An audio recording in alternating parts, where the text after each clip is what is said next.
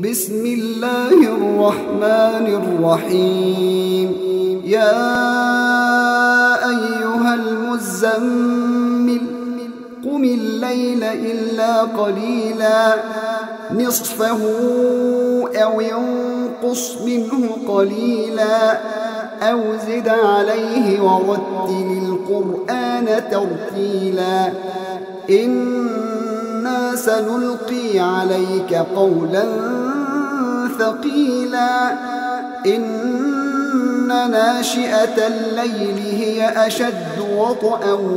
وأقوم قيلا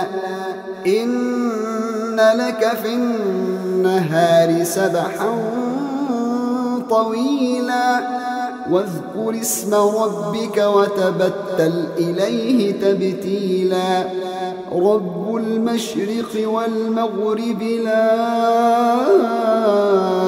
إله إلا هو فاتخذه وكيلا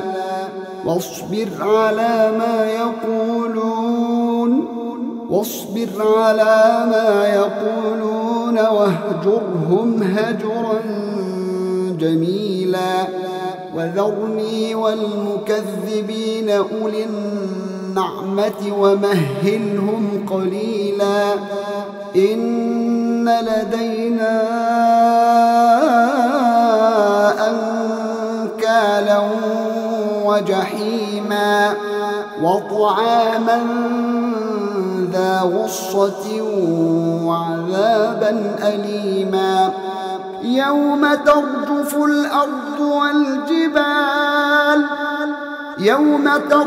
الأرض والجبال وكانت الجبال كثيبا مهيلا إنا أرسلنا إليكم رسولا شاهدا عليكم كما أرسلنا إلى فرعون رسولا فعصى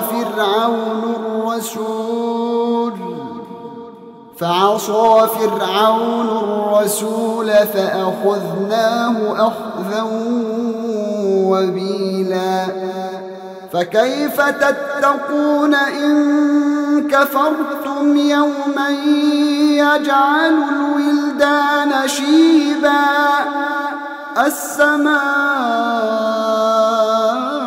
السماء منفطر به كان وعده مفعولا إن هذه تذكرة فمن شاء اتخذ إلى ربه سبيلا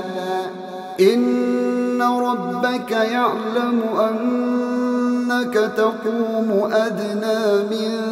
ثلثي الليل ونصفه وثلثه وطائفة